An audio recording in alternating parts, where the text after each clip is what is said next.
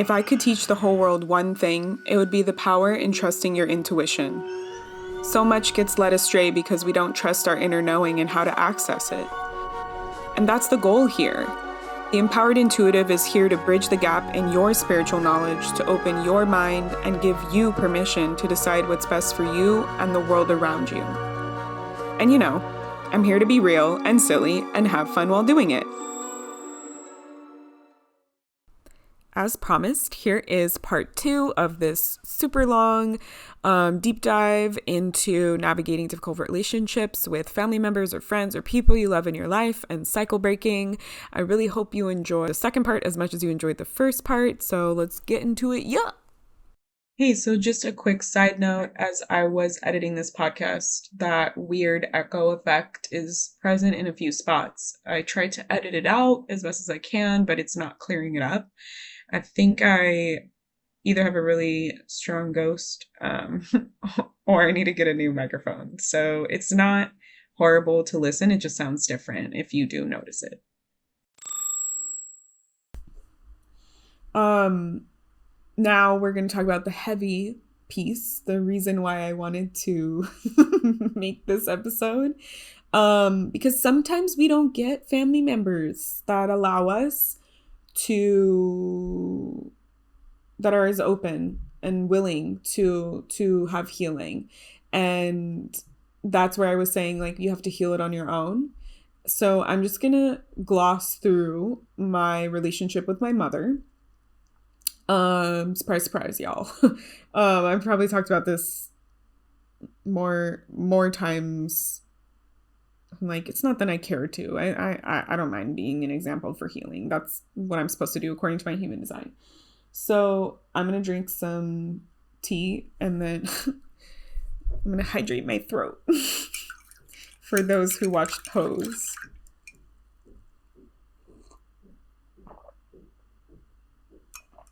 Okay, so I'm just going to give you some context. Hopefully not going to be that crazy. My mother and I kind of talked about it a little bit. She did the best that she could to raise me. She has limitations. My largest issue with her is that she's emotionally unavailable. And in this process, I'm telling you sort of out of order because healing is nonlinear and I've been healing this since college. I definitely growing up had a lot of beef with my mother. I felt it was very irrational and unfair the ways that I was raised. I was forced to be an adult and then I was a parentified child is what it's called.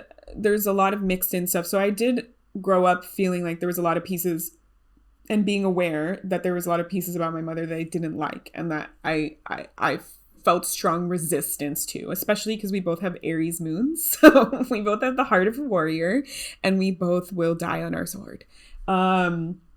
So, I had that. Then I went to college and then I learned a lot of the things that I thought were okay or good about my mother were actually not, and they weren't healthy. And I was actually put through a lot of unnecessary trauma or had to carry a lot of unnecessary trauma because I wasn't raised with someone who could be emotionally available and teach me these pieces. And then I told her about that and she basically was like, what does your therapist know about me? Your therapist has never even met me. Like, how, like the ego piece, right? So I didn't really tell her about the healing that I was doing in regards to her. And she was willing to hear the stuff not about her, which is how you know it's the ego piece. And I'm trying to think like timeline wise. So after college, there was like an issue with my aunt, and then her and my aunt stopped talking. Same pattern that we're in with my mother. And I struggled because I am queer. And then, that's what it was. Then I was like, I realized I was non-binary and I wanted to change my name. And my mother had an issue with that. She was like, you're always going to be my daughter. Like, I'm not going to see you any differently.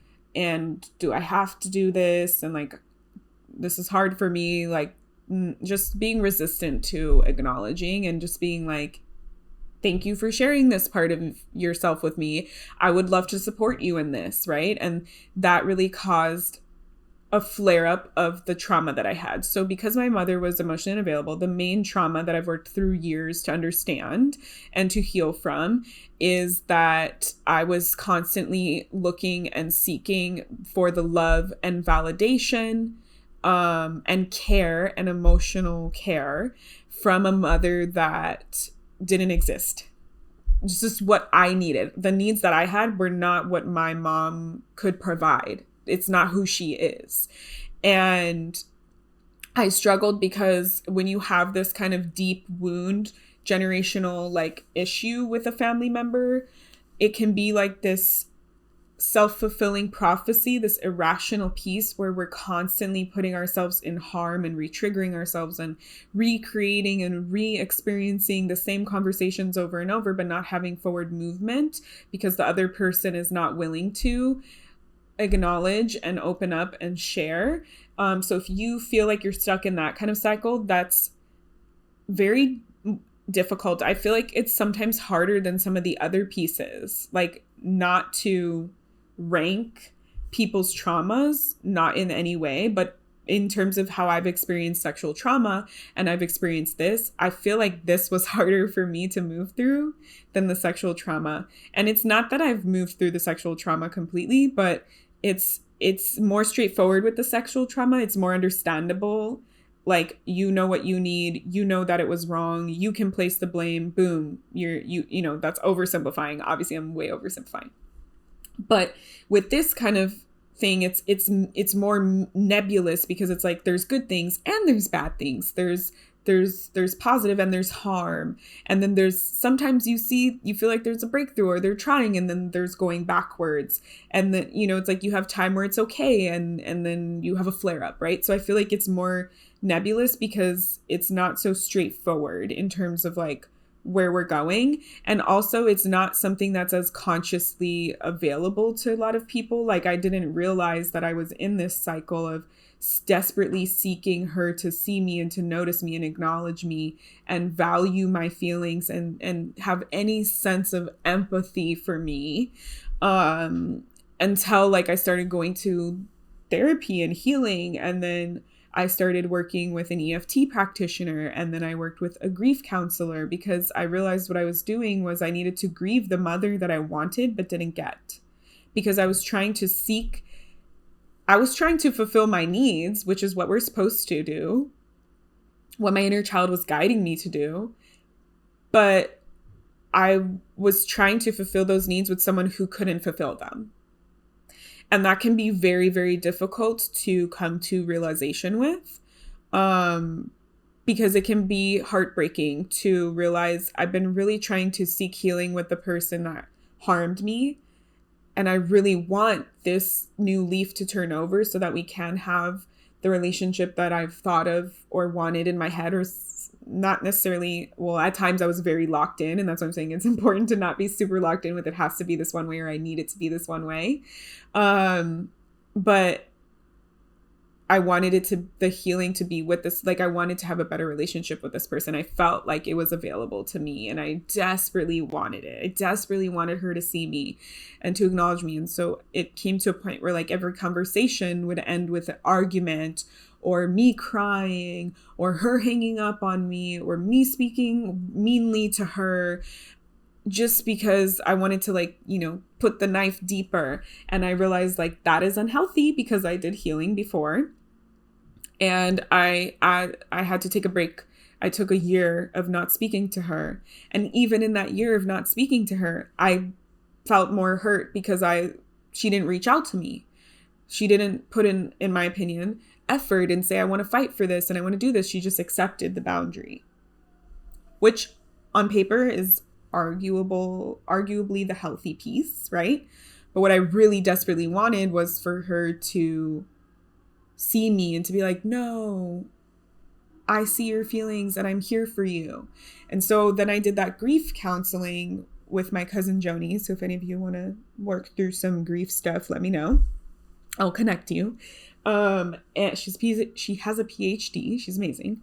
And in that, I was able to address that heavy burden of the grief of longing for something that will never exist, right? That's a lot of grief, is like, this person doesn't exist here in a physical form anymore. And I'm so sad about that. I cannot put my feelings and my care and have these experiences that I want. So I was grieving that piece, right? I did inner child healing work where I connected with my child, and this is what I do with clients. And what my child needed was a new mother, a different mother. Just didn't even want, because even my inner child knew that this mother that I have here on earth is probably not going to be able to fulfill that. And there was so much pain and hurt throughout the years that my inner child was like, I do not want this person as my mother. Because when I do inner child healing with people and we have these types of pieces come up, you have the option to use the same parent to swap out for the parent's higher self. So they look like the parent, sound like them, act like them, but they're healed. Or you get a new parent. My inner child was like, new parent. And I picked my aunt, a different aunt, not the one I was talking about, that has been very nourishing to my inner child throughout my life. So that's part of the healing that I did without her, because I realized I'm not getting anywhere with her. I feel like every time we're just repeating the same cycle, not having forward movement. And I will say it wasn't my fault. I really kept trying to bring up these situations and address them and have forward movement, but she is being emotionally unavailable. She doesn't have the bandwidth because she doesn't deal with her own feelings. So she couldn't hold space for me because she still had so many pieces from her own feelings that whenever I brought up my feelings, it would become about her. What about my feelings? What about this and that? It's like, I'm not your parent. I'm not here to do that. I brought up this conversation because I wanted to seek healing. If you wanted to bring up some issue you had, you could have done that at any time. But this space I've asked for me, right? And she would devalue or not listen, ignore me, change the subject, hang up on me, every time we get close to having some breakthrough or some understanding, no empathy, no feeling, shutting down, pushing away, avoiding. And that is the way. And so then after I did that grief counseling, and I had that over a year break from speaking to her, minus like calling her on like Mother's Day and stuff like that. We had a conversation, and literally that first conversation when I was like, hey, I'm ready to speak to you again. I did healing. Think I'm good with where we're at. I'm ready to have a relationship with you again because I don't think I'll be like arguing with you every time we have a conversation. She actually gave me what I was seeking for all those years, which is what happens. And that's how we know that this stuff works, because the energy that you're putting out when you heal on your own shifts. And so these people, whether they're conscious of it or not, will react to you differently because your energy output is different. It's like before I was putting out the energy of like, why don't you see me? Why don't you love me? Why don't you hear me? Why don't you acknowledge me? And she was like, oh, I can't. And then when I reapproached that conversation or that relationship after healing, I wasn't looking for it because I fulfilled that need for myself. I was completely beyond it. She was like, oh, like my energy was like, I can talk about these things. I'm settled in these things. I'm not super emotional about these things. Like, I'm not seeking this. I'm not blaming you. I'm not this or that. I feel complete. She was like, tell me about that. Like, and sat and listened to me speak about all the stuff that I wanted her to listen to me speak about and never did. And she apologized to me, and she saw me more clearly. And I was able to communicate without being as emotional because she's very anti-emotions. She received it, right? So I felt like, wow, this is amazing. We're going to turn over a new leaf. Like, I don't need this. And she actually finally gave it to me. Like, there's growth happening. And we, like I said, are both still Aries moon, so we're both very stubborn. And as we continued on,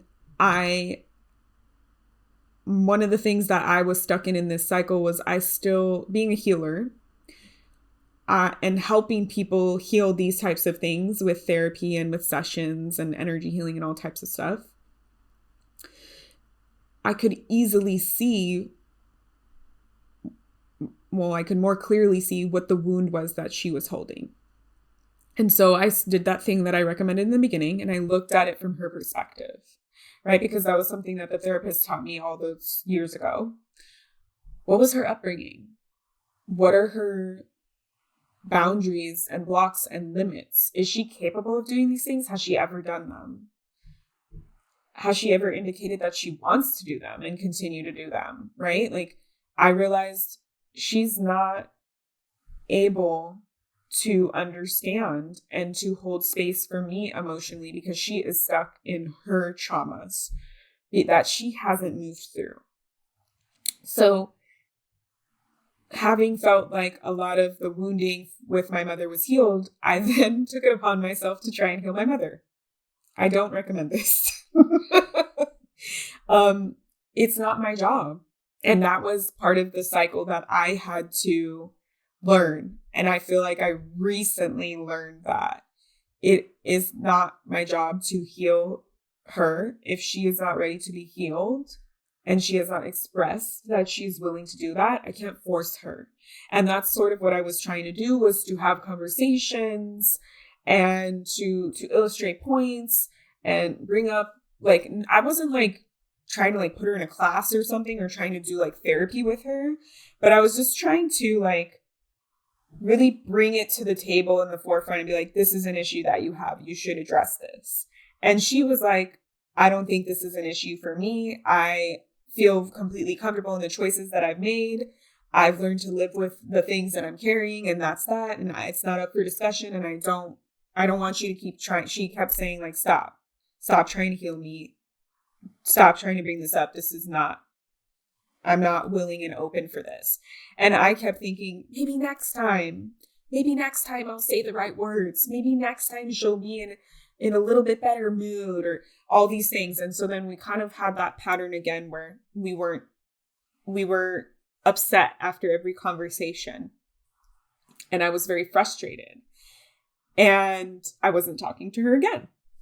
And the reason why I don't talk is that's the boundary, is because I felt like every time we were talking, it was messy. And so I didn't want to create more harm. And my grandfather last year started to get sick. And my mom was like, yo, grandpa's getting sick. Like, we should fly to New York and go be there for him.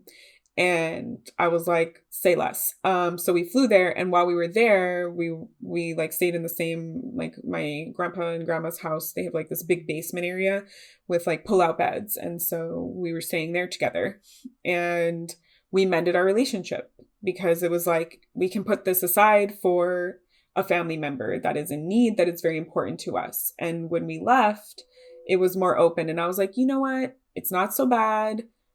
Like, she's not that, like, we had a good time. So it was like, wow, when it's good, it's good. Like, I feel like our relationship is shifting because she's not treating me like a child so much anymore. And she's able to like communicate with me, and this feels good. And my mom was probably thinking like, wow, you're not bringing up all my bullshit all the time. I am fine with that.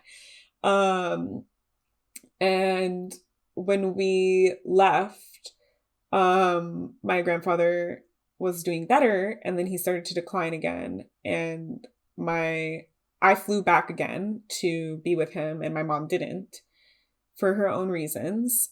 And that caused a rift, because our family was like, why are you not here? And she felt, and I kept repeating that cycle of trying to get her to see it, trying to get her to notice. And I kept trying to have conversations with her, convincing her to come out, convincing her that it was important. And she was like, I've told you my boundary. You are not listening to my boundary. Like, I don't want to come.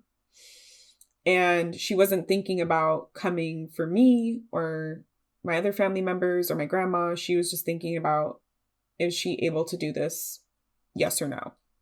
And that felt very selfish to our family members at the time. And then afterwards, after my grandfather passed away, we were trying to plan a family vacation before he did. And so I was like, oh, we should continue like planning this family vacation. and kind of do it in his honor. And again, my mom is just, there's so many things I'm oversimplifying, but she's a very stubborn person. And she's one of those people where it's like everything has an excuse or a complaint. And it's just very hard. Like we were literally on the phone, like a conference call with family members for like 2 hours because she's like, no, not this. No, not that. No, not this. No, not that. No, not this. And then we're like, so what is it? Tell us what you want and we'll work with those parameters. I don't know. I'll know it when I see it. Like, it's just like really frustrating stuff like that. And I was like struggling in that pattern to heal her and make her see. And I did actually a reading with a psychic medium. There's a space here in Los Feliz named Liberate that I do readings out of, and we are bringing on a new psychic. So we like do like mini sessions to make sure that they have the skills that they claim that they do. And I asked if she could connect to my grandfather. And the first question I asked her was, what advice do you have for dealing with my mother? Because my mom had a really good relationship with my grandfather, according to her. My grandfather would just be on the phone with her and just be like, yeah, oh, okay, yeah, sure. And she enjoyed that. That is the same exact advice that my grandfather gave me. He was like, it's not your job to heal her. She's like in her 60s. If she wanted to heal by now, she would have. And you know that the only way that she knows how to move through the world is through a victim mentality. So don't give her fuel to the fire for her to twist your words and to use them against you. And he said, it's called gray rocking. If you have narcissistic family members or family members with narcissistic tendencies, gray rocking is a communication tactic where you pretend that you're a boring gray rock and you give them literally nothing. Oh, okay. Yeah. Oh, that's cool. You don't say.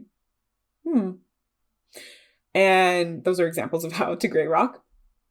And I was like, okay. And he kept saying, it is not your job to heal her. It is not your job. It is not your job. And that was the piece that I was struggling with, because I'm like, it's literally my job that people pay me to do. And it would be so easy for me to help give her this stuff so she can get the healing that she needs. And it's like that saying, you can lead a horse to water, but you can't make it drink. So I took a step back from trying to heal her. And it was working. We were communicating, but there were still pieces that I felt my body was frustrated about, because there were still more boundaries that needed to be set. And I still was not being firm in those boundaries. And because there's like normal stuff in a relationship that's not healthy. And where am I going with this? This is like more recent. This is like end of last year. And hold on, let me gather my thoughts, because for some reason they've left my head. We are not healing. Yes, not healing her. Oh, and then all the stuff started happening with the election and then the inauguration. And my mom has very different beliefs on certain things around politics. And I'm very morals and belief driven. And so I'm like, if I say that I'm for this, I'm going to bring it up. I'm going to, it's like part of being an activist is like, I'm communicating with the people, like the information that I've learned and helping bring them to the other side and teach them, I know it's like largely opinion based, but it's the right thing to do. Like the other side is for genocide. The other side is for like just being racist and being homophobic and all these things. Like to me, that's not opinion. That's like right and wrong, right? Like if you can't accept other people and let them live their life and you want to control them, that's weird. to put it nicely. And so we clashed about that, and we had another argument because I was like, yo, like this is an emotionally charged thing. There's a lot of scared stuff going around. We don't know where the world is going, the US is going. And I like was like, bro, like come on, man. Like I thought we went through this. And she got really upset. She was like, stop trying to make me believe what you believe. And I like that you can't just force me to do what you want me to do. And I was like, I'm not forcing you. I'm giving you information and facts, and I'm just really emotionally excited. Like as an Aries moon, you start yelling. And it's not, I will say, it's not anything.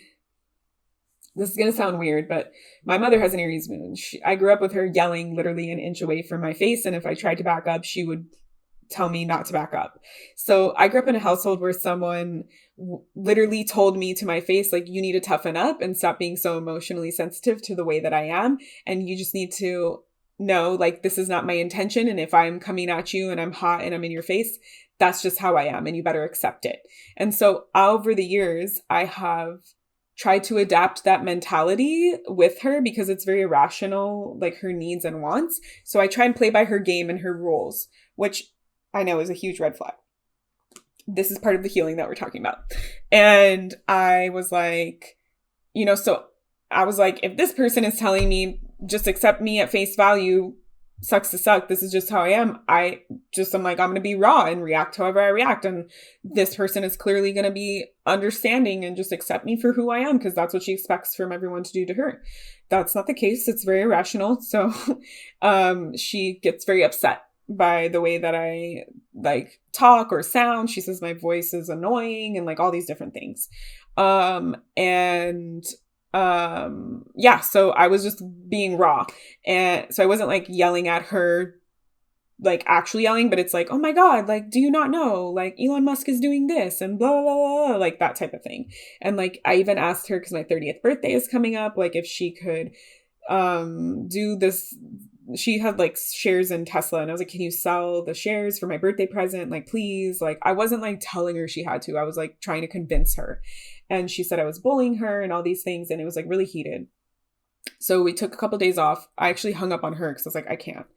And she texted my partner and brought my partner into it. And then like disrespected my partner when he shared, like, she asked him like if I'm still upset, and he shared.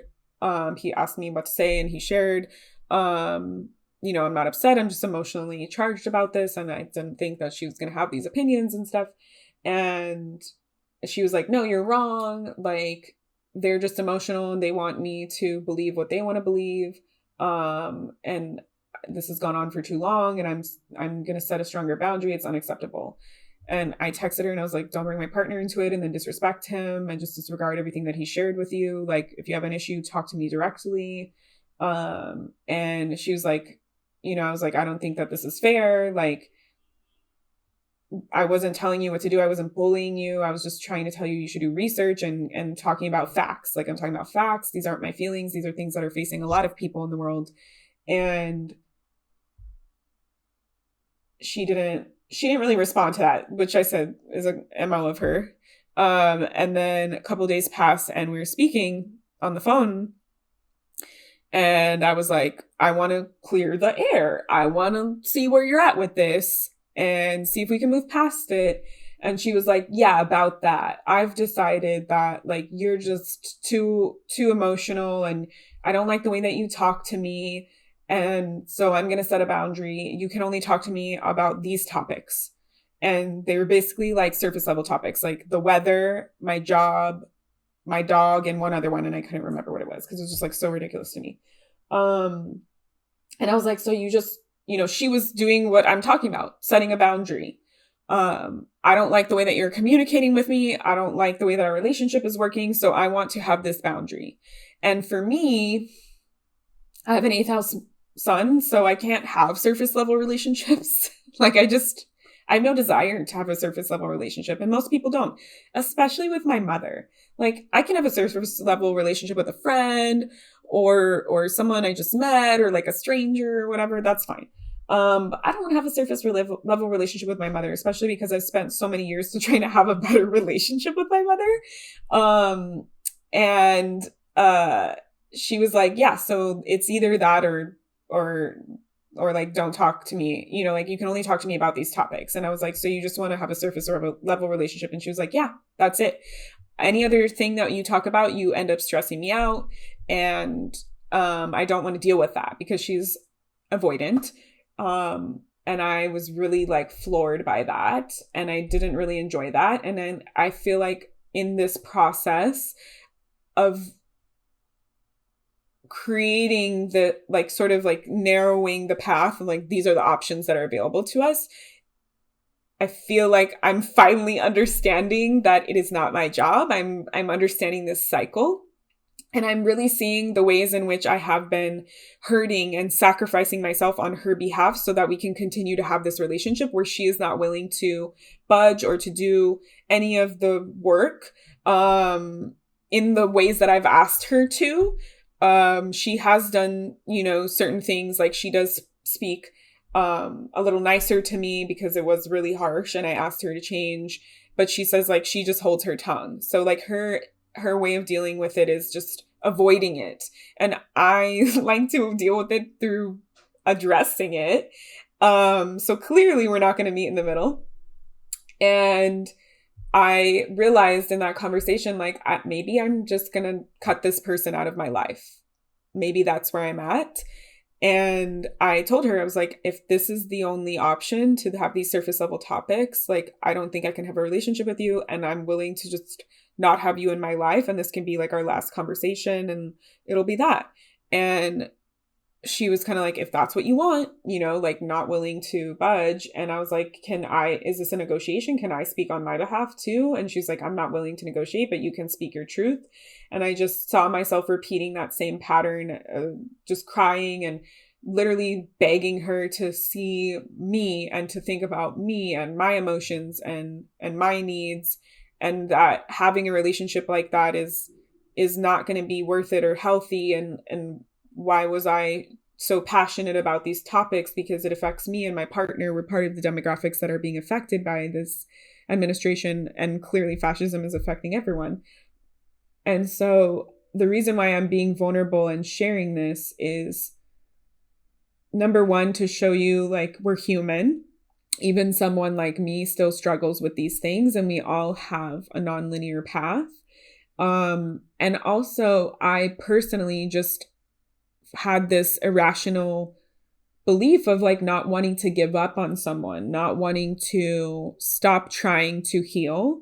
But then in the process of my own healing journey, realizing that what I'm doing is hurting myself and sacrificing myself and my own needs so that I can continue to have this relationship that arguably doesn't fulfill any of my needs, but in my mind, I hope that it will fulfill my needs. And I feel like my mother has been pretty honest about like, take me at face value, and that's not going to happen. And I still kept like, well, maybe this time, well, maybe next time, well, maybe if I say it this way, well, maybe if I do it this way, maybe there'll be a breakthrough. And it's funny because the same day that I had that conversation, I had a meditation that I do once a month, and a 70-year-old mother and 30-year-old daughter came in, and it was the first time the mother was doing Reiki, and the daughter was the cycle breaker, the one who is spiritual in her family, and she had asked to bring in her mother, and her mother was kind of skeptical but was open to receiving that healing, and she had a really good experience. And it's just, I feel like the universe is like, nothing is coincidence to me, but it's like on the same day that I'm like, maybe I'm not going to have a relationship with my mother, I'm seeing an example of a family that is willing to do the work and is willing to be open and to change at any age. And my first thought in acknowledging that after the fact was, wow, it does exist out there in the world. And that's why I'm being shown this, not so that I can continue to have hope that this will happen with me and my mother, but just that I know that it happens and I get to help facilitate that for others. And that's really beautiful. And in the process of coming to these terms, to realizing like, maybe I have to set like a stronger boundary because I can't keep hurting myself at the expense of leaving the door open for someone and then being reduced to just having, like, in my opinion, a subpar relationship that I don't think I want to have with a mother. Like, I could talk about the weather to literally anyone on the street. But you can also Google the weather. Like, why do I need to talk about the weather? That's like, what do they call it? Small talk, right? So my point, well, I've talked about a few points, but the main point to tie it all together is to give you permission to see different examples of different types of boundaries and to make those decisions for yourself and to feel empowered to making what feels best for you and to giving yourself grace to move through this, right? This has been like years that I'm uncovering one layer, healing from another layer, repeating the cycle, uncovering another layer. And that is sometimes how it is with generational healing and with difficult family members. We might have, like on the flip side, with my father and I, we had a really shitty relationship and he caused a lot of pain and trauma emotionally for me growing up and physically for me growing up. And I didn't talk to him for about a year because he got married and didn't tell me. And I had to find out from my aunt. And my father has a history of lying. So I was like, this is the last straw for me. And in that process, he kept reaching out to me and he was like, hey, can we talk? I really want to mend our relationship. I want to see if we can move past this, and I'm willing to do whatever it is that we can do. And for me, that was enough. I was like, you're putting in effort and you are showing me that you care and that you want to work on this and you are imperfect, but you want to get better. And then we started slow. I told him, okay, this is my boundary. This is what I'm open and ready for. And he was like, great. Like, I will honor that boundary and we can, I was like, we're not going to talk all the time. We're going to talk sometimes. And now I call him like pretty much every day, and speak to him on the phone. And it's still taken some time for me to start opening up to him and sharing things in like my emotional field that I wasn't ready to share in my life. But now we're getting to that point where I can do that with him and do it for him, vice versa. So it's not to say that it's all bad. Like, there is versions where there is healing, right? Where we were able to move past that cycle of trauma and pain. And now if there's issues, I can tell him and not be scared that he's going to fly off the handle and do his old patterning, because he has also, in the process of opening up and saying, this is something I want, he has confronted and acknowledged some of the things that was harmful. So he has done some healing, right? And that is enough. You don't need to be all the way healed for certain scenarios. But with my mother, it was just like not wanting to set that hard boundary and not wanting to feel like I'm giving up and not wanting, no child doesn't want their parents in their life. Not the specific parent, but in theory, right? Like, no child wants to not have a parent. Every child wants to have someone that takes care of them and loves them and shows them that they care for them. And like, I feel like the more I talk about this issue, the more I see the rationality that I was stuck in and that I wanted a specific thing to happen where I couldn't see. I'm literally begging for this person to care about me. I'm trying to convince this person about why honoring my pronouns are important or using my chosen name is important, instead of this person just wanting to be let in and wanting to know and asking. So that's like big. We talked about a few big ones, I feel, because with my stepdad, that was a big one. That's a boundary. I just set that boundary. I don't go there. I don't visit. I don't call him. And arguably I have less anger towards him now. Like, he's actually more supportive than my mother is. But it's a complex and complicated piece. And so again, as we wrap this up, because I didn't realize I was talking for literally 2 hours, I will just yap about anything. I hope that this helped you. Again, this is not an exhaustive list, right? Do what you're ready for. And you saw I did a lot of these pieces in layers. I left. I came back because it was the reason why I needed to set the boundary and not talk to my mother for over a year was it's really hard to heal when you're still in the cycle, when you're still in the environment, when you're still interacting with the person that and they're actively re-traumatizing you. So I felt that I wasn't making any progress by continually having these arguments and repeating the cycle. And I was just getting upset every single time. And I just needed to take a step back and do my healing and reapproach the relationship when I felt I was ready, because they made it that my mom made it clear she was not going to change and not going to do much to meet me halfway, right? Even in her negotiations, she was like, "Fine, I'm just not going to say anything." And I was like, "I don't want you to not say anything. I want you to feel like I want to have like the give and take in a conversation, but that's the way that you've decided that you want to deal with this. Okay, I'll try and go with it. I'll try and make it work." So it is multi-layered and it is multifaceted, and it can feel like you make a lot of progress and then you go backwards. That's what all healing is I make progress and then I feel like I'm gone and then I come back, and then it's not about being completely healed from it, that it no longer comes up in your mind and it's no longer an issue. For some of the deeper pieces, it's just feeling like you have the tools to support yourself when it comes up. It's feeling like it's less intense, or the power that it holds over you is smaller, or you're not derailed as long. You're able to move through the piece a lot quicker. It's about healing is for your happiness and for you to feel good in your body. And so that's what you're looking for, is just incremental steps towards that. Yeah. So let me know if you've had any issues with family members that you'd like me to try and untangle, because they are very situational. Let me know if this was helpful for you, if you have any input, any other things that you've done. There's clearly there's way more that we can do. Sometimes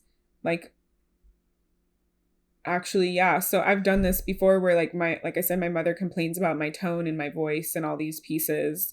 And it's literally just the way that I talk. Because I don't talk to her any differently than how I talk to other people, but she's the only one who has an issue with it. So, yes, I'm a little petty about that. But I wrote her a letter. You can address it in different spaces. That's where it's knowing their limitation. Okay, well, if they can't receive it because it might be emotionally charged, if they see me crying or whatever it is, write them a letter. Right?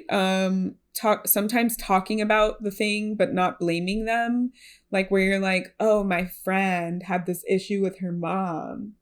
Can you believe blah, blah, blah, blah. Insert the exact issue you're having with your mother." But it's not pointed at the person, so they're willing to receive it a little bit more. Because they don't feel like it's an attack on them. They're not as defensive and they're more open. And the other piece of advice that I would give is, if you do approach and have a conversation, this is in any conversation, it's very useful that feels difficult or emotional. State what you're looking for and where you're coming from in the beginning. Hey, ring, ring, answer. Hi, what's going on? How are you? Hey, I wanted to chat to you about something. Okay, yeah. I'd really love your undivided attention. This is something that is really important to me and meaningful to me. And I really want to discuss this with you and hope that we can move past this. I'm not trying to attack you. I'm not trying to blame you for anything from the past or what happened. I'm trying to heal and find forward movement so that we can have blah, blah, blah, insert outcome here, a better relationship moving forward. Are you willing and ready and open to receive that? Are you able to have this conversation right now, or are you busy? Is this something that you're open for? You can communicate all these pieces right up front and get a lot of answers and save yourself a lot of time. Because if I probably would have done that for some of those conversations, there have been conversations where I have started that with my mother, and then she's like, "Okay, I can understand. I'll try this or I'll try that." And she has made some progress, which is why it's been a long-term thing. But I feel like we've reached a stalemate. So it's really important to acknowledge where you're at, what you need, where the other person is at, what they're willing to do, what they're able to do, what they might need, and see if you can come to the middle, and if it's safe for you to come to the middle in some way, shape, or form. I have both examples in my life where one worked out really well and one didn't in using these theories and these approaches. But above all else, it's not about the other person, it's about you, and you deserve healing.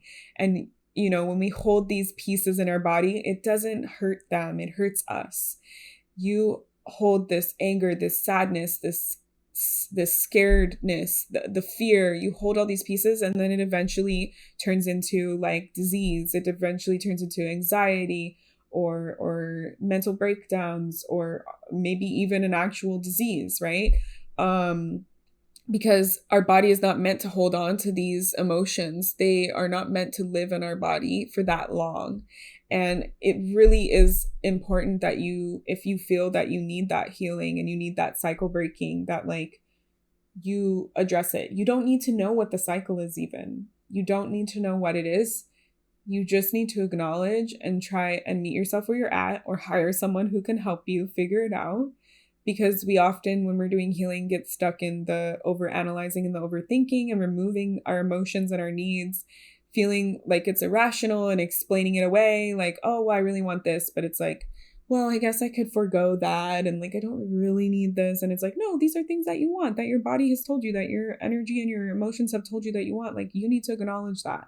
And it's like, well, I can't just go and punch this person in the face. Like, you can visualize doing that. You still deserve to give yourself what you need, no matter how irrational it feels, right? Like, because for me, it's like, oh, well, that seems silly. Like, this person is never going to do that. So why do I keep doing it? Well, it's something that I need. It's something that I need to do for myself then, right? Like, it can feel irrational where you're like, I understand why they lied to me, but I really still have this hurt in my body and I can't let it go. Then you still need to address, and you need to decide how you want to address it.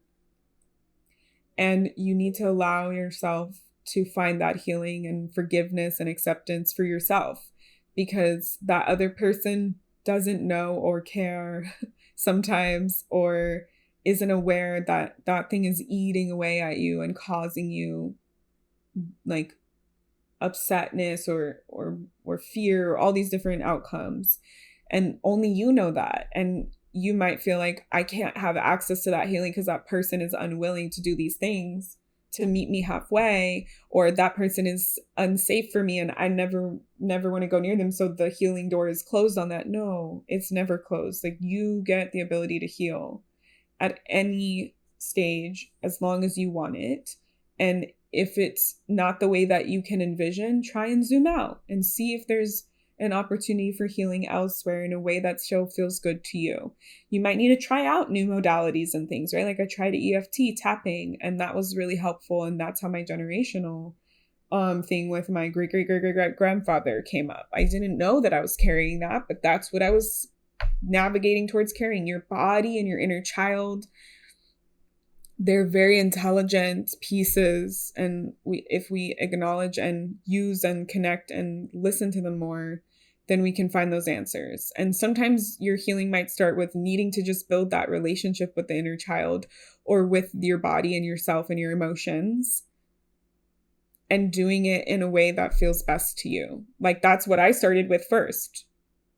Understanding, learning things that were bad and not healthy, and then trying to unlearn those pieces, and then learning how to support myself and have new patterns that were healthier, and then addressing deep traumas that I was more suited to address once I learned these pieces, and then letting my authentic self come through, and not the years of stuff that I was raised with, right? And then being able to address and communicate with family members what I was feeling inside, and ask for what I needed, and then go accordingly. And then you heard all the rest of the stuff. So yeah, I'm sending you all love, and I hope that my examples and my life and these things can help you, and can give you permission to find healing that you need, and to not be afraid of being a cycle breaker if you feel that you are that person, and to know that every action and every piece that you take for your own healing journey will be reflected in your family in some way, shape, or form. Yeah, lots of people I know like pray that they ask their spirit guides to communicate with their family members' spirit guides to bring them the healing that they need. I did that as well. And the time that I did it, my mother was saying that she would wake up with these physical aches and pains. And I was like, let me just not, right? Because it's not my job. And yeah, sometimes these patterns are not your job. They're not yours to heal. We have patterns that's a big piece as a cycle breaker, is realizing like you're supposed to heal the patterns that you're supposed to heal. And you don't heal all of them, because that would be more than a lifetime's work. And some patterns, they're not your responsibility to heal. They're just patterns that you're able to see and be aware of because you're not part of it. So yeah, if you want to work with me, like I said, I do holistic therapy, energy healing, ancestral healing. I do all types of different stuff that can help with healing. If you have questions, please put them in the comments. And yeah, thanks for coming back to the podcast. Thanks for listening to the new quote unquote first episode. I made a new intro, new outro. It's all like spacey and like I went like a totally different direction.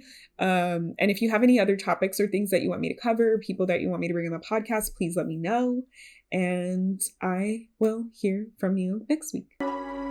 Thank you for listening to your intuition and listening to the Empowered Intuitive podcast. I would absolutely love it if you could leave a review on Spotify, Google, or Apple Podcasts, subscribe or follow the pod wherever you stream, and legit just tell all your spiritual baddie friends and fam about us. You can follow the Empowered Intuitive Pod on IG at the Empowered Intuitive Pod. For updates and fun memes, follow our host Love on IG and TikTok at Love Sakrtoff. That's LOVESACHARTOFF. Or head to their website to subscribe to their newsletter, book a session, or attend an upcoming event with them at lovesakrtoff.com. And remember, trust your intuition.